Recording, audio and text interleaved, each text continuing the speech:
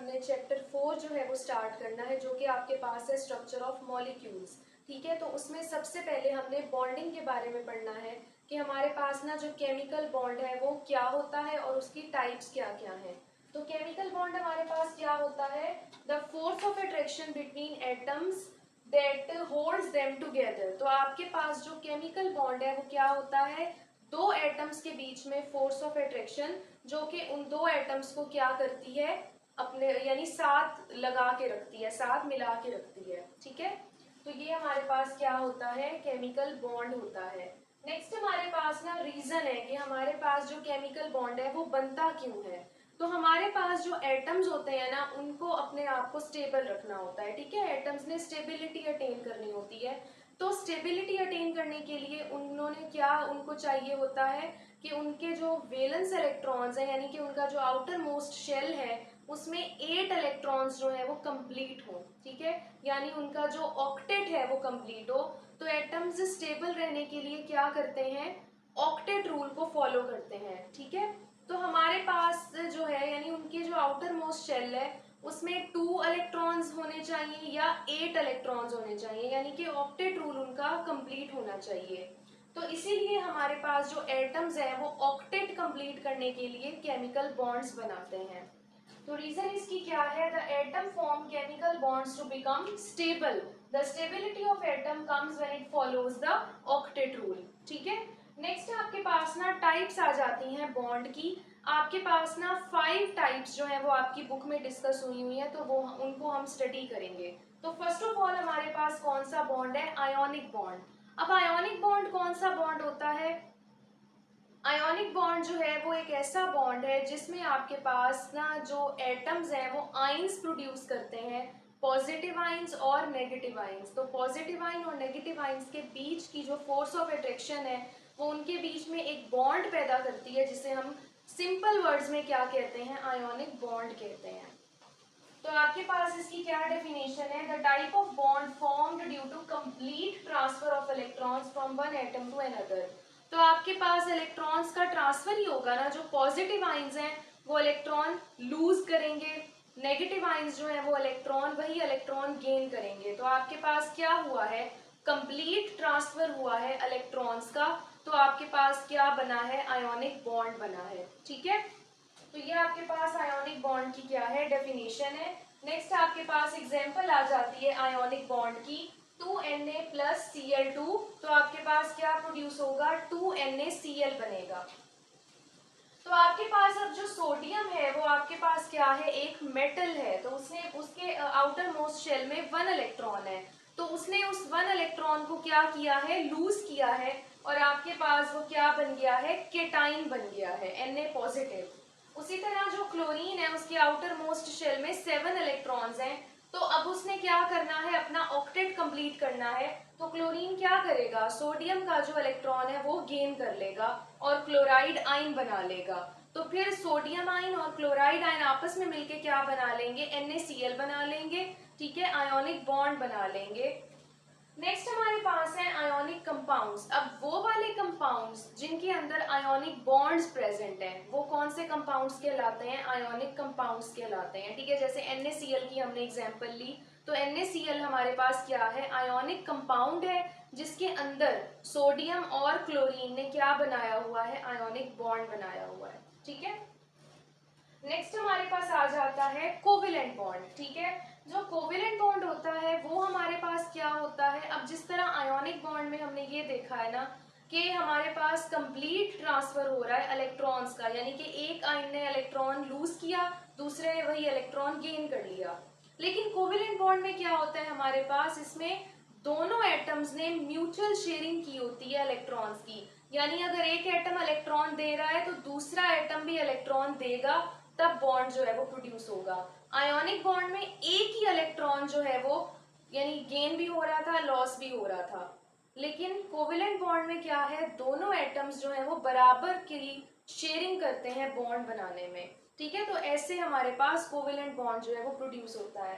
तो इसकी डेफिनेशन हमारे पास क्या होगी? The type of bond formed by mutual sharing of electrons between atoms. तो ऐसे बॉन्ड को हम क्या कहते हैं? Covalent bond.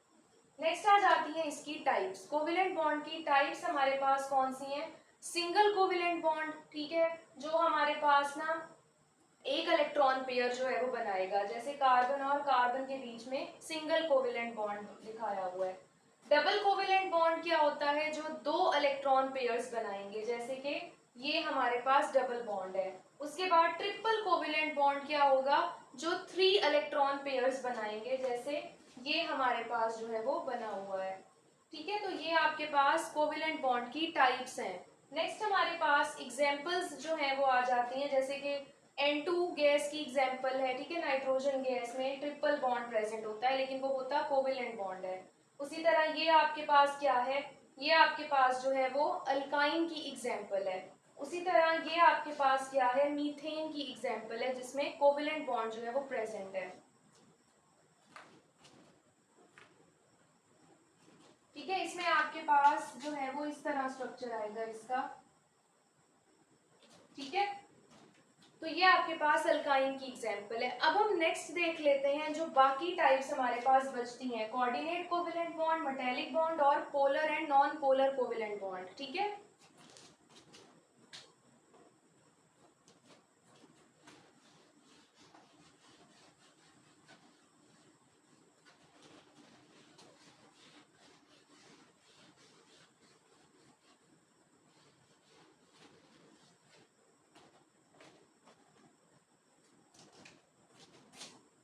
थर्ड हमारे पास आ जाता है कोऑर्डिनेट कोवेलेंट बॉन्ड, जिसे हम डेटिव कोवेलेंट बॉन्ड भी कहते हैं।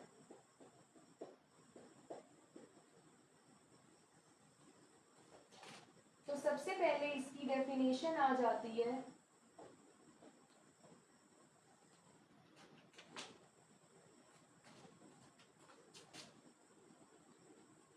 द टाइप ऑफ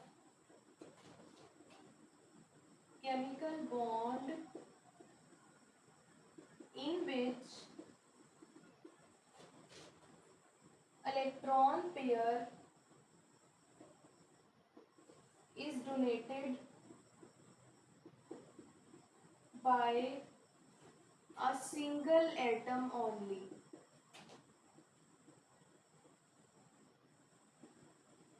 ठीक है।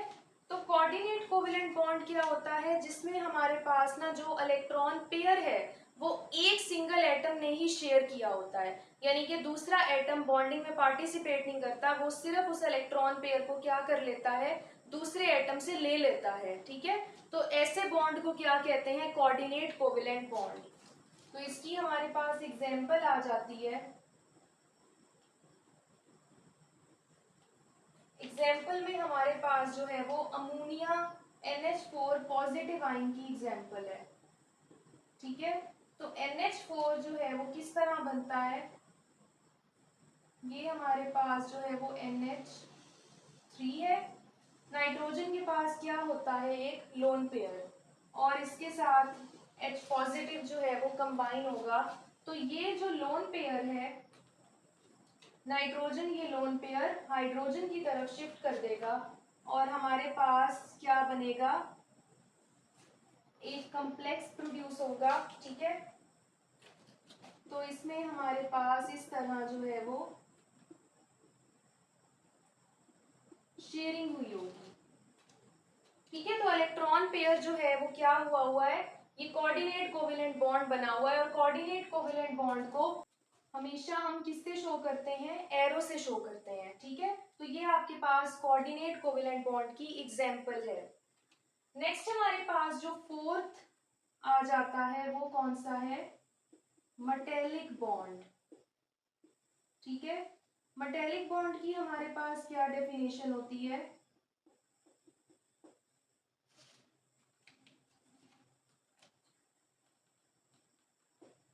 The type of bond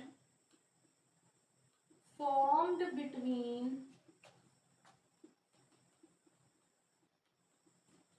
metal atoms due to presence of free electrons, ठीक है। तो मेटेलिक बॉन्ड हमारे पास किसके बीच में बनता है? मेटल एटम्स के बीच में बनता है, क्योंकि मेटल एटम्स में क्या प्रेजेंट होते हैं, फ्री इलेक्ट्रॉन्स प्रेजेंट होते हैं या चार्ज पार्टिकल्स प्रेजेंट होते हैं। तो उन चार्ज पार्टिकल्स की वजह से जो दो मेटल एटम्स हैं वो आपस में क्या बना देते हैं, मेटेलिक बॉन्ड बना देते हैं। ठीक है,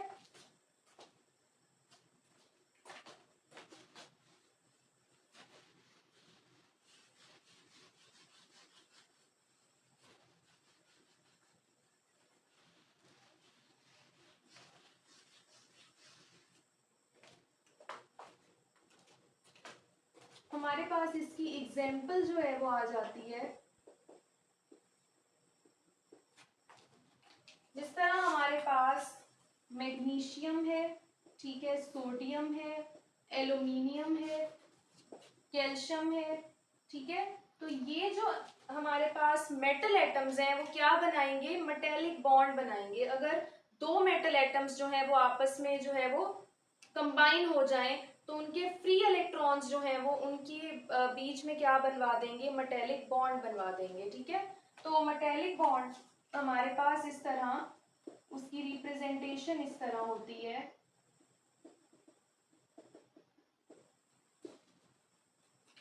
कि हमारे पास अब ये इस तरह मेटल हमारे पास दिखाया हुआ है कि ये मेटल का एक क्या है, पीस है। तो उसमें हमारे पास इस तरह जो है वो चार्ज पार्टिकल्स प्रेजेंट हैं। ठीक है, तो चार्ज पार्टिकल्स की वजह से दोनों एटम, मेटल एटम्स के बीच में जो है वो बॉन्ड बना हुआ है। ठीक है, ये दो मेटल एटम्स हैं और इनके चार्ज पार्टिकल्स की वजह से हमारे पास क्या बना हुआ है, इनमें मेटेलिक बॉन्ड जो है वो प्रोड्यूस हुआ है। ठीक है, तो ये आपके पास 4 टाइप्स हो गई आपके केमिकल बॉन्ड्स की। लास्ट हमारे पास जो बॉन्ड्स हैं वो कौन से हैं, polar and non polar covalent bonds.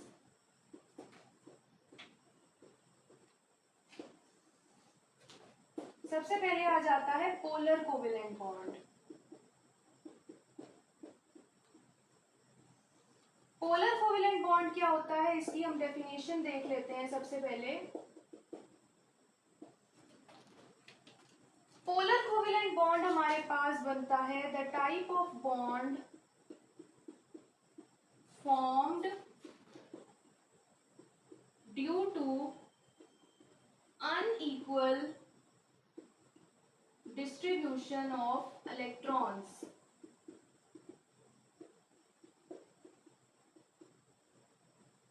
between atoms। ठीक है, तो आपके पास अगर एटम्स के बीच में डिस्ट्रीब्यूशन ऑफ इलेक्ट्रॉन्स अनइक्वल हुई हुई है, जैसे कि एग्जाम्पल में हम देखें तो दोबारा से इसमें NaCl की एग्जाम्पल आएगी, ठीक है, HCl की एग्जाम्पल आएगी। तो हमारे पास ये वाले जो कंपाउंड्स हैं उनमें क्या है, उनमें अनइक्वल डिस्ट्रीब्यूशन हुई हुई है इलेक्ट्रॉन्स की, यानी कि सोडियम ने अपना एक इलेक्ट्रॉन लूज किया, क्लोरीन ने एक इलेक्ट्रॉन वही गेन कर लिया। तो इसमें म्यूचुअल शेयरिंग नहीं हुई हुई जैसे कोवेलेंट बॉन्ड होता है। तो हमारे पास जो आयोनिक बॉन्ड है ना वो पोलर कोवेलेंट बॉन्ड की टाइप में आता है। ठीक है, क्योंकि उसमें अनइक्वल डिस्ट्रीब्यूशन हुई हुई है। उसी तरह हमारे पास जो नॉन पोलर कोवेलेंट बॉन्ड है वो क्या होता है,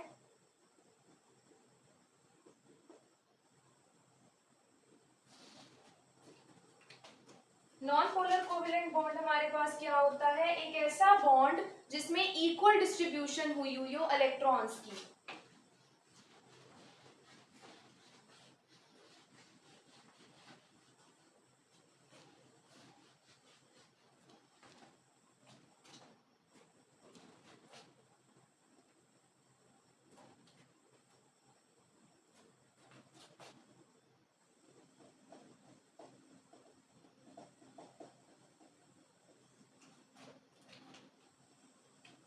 The type of bond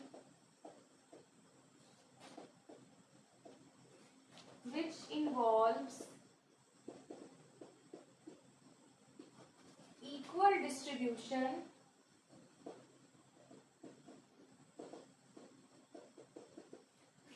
of electrons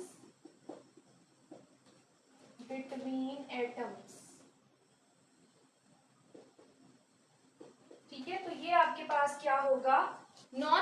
covalent bond. तो आपके पास जो कोविलेंट बॉन्ड होता है ना वो बेसिकली क्या है, नॉन पोलर है नेचर में, क्योंकि उसमें इक्वल डिस्ट्रीब्यूशन है इलेक्ट्रॉन्स की।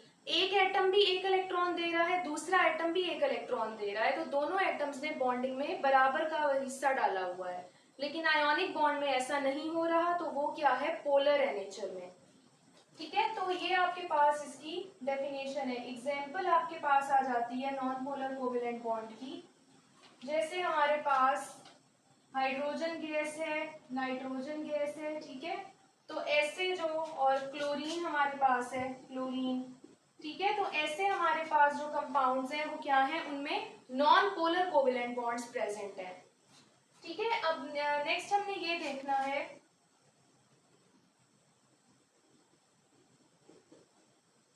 इलेक्ट्रोनेगेटिविटी डिफरेंस के हिसाब से हमने देखना है कि हमारे पास जो बॉन्ड है उसको हम किस तरह पहचान सकते हैं। तो अगर हमारे पास जो दो एटम्स हैं उनके बीच में इलेक्ट्रोनेगेटिविटी डिफरेंस 1.7 से ग्रेटर है, तो आपके पास वो कौन सा बॉन्ड होगा, आयोनिक बॉन्ड होगा। ठीक है, उसी तरह अगर हमारे पास जो इलेक्ट्रोनेगेटिविटी डिफरेंस है वो 1.7 से लेस है, तो फिर आपके पास वो कौन सा बॉन्ड होगा, कोविलेंट बॉन्ड होगा। तो ये आपके पास इलेक्ट्रोनेगेटिविटी डिफरेंस के हिसाब से देखने का तरीका है कि हम जब भी दो एटम्स होते हैं ना हमारे पास, तो हम उनका इलेक्ट्रोनेगेटिविटी डिफरेंस ले लेते हैं। तो जो डिफरेंस हमारे पास 1.7 से ज्यादा आ रहा हो तो वो बॉन्ड क्या होता है, उन दो एटम्स का बॉन्ड क्या होता है, आयोनिक बॉन्ड। और अगर 1.7 से लेस आ रहा हो डिफरेंस, तो फिर हमारा बॉन्ड कौन सा होता है, कोवेलेंट बॉन्ड।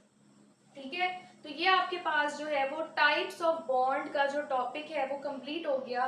ठीक है, तो हमारे पास जो नेक्स्ट टॉपिक है वो आपके पास इंटरमॉलिक्यूलर फोर्सेस का है, तो वो हम नेक्स्ट वीडियो में जो है वो उसको डिस्कस करेंगे। तो वीडियो अच्छी लगी तो लाइक शेयर सब्सक्राइब ज़रूर करें मेरे चैनल को, और कमेंट्स में भी मुझे लाजमी बताएं कि आपको वीडियोस कैसी लगती हैं, और अपना ख्याल रखें। तब तक के लिए अल्लाह हाफिज़।